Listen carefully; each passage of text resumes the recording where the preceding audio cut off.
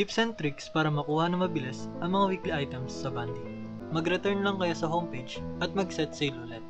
Hi everyone! So today, itatry na natin yung trick na yun para makakuha ng items and kung effective nga ba siya.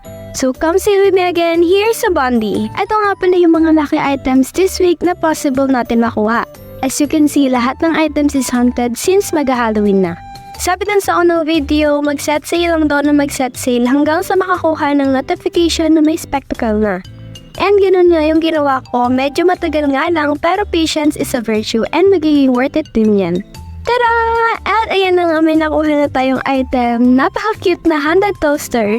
Ang saya talaga makakuha ng items sa pagsisale. So, if you also want to get lucky items while sailing, just download Bondee and i-try mo na din tong trick na to. That's all. Thank you so much for watching. Bye!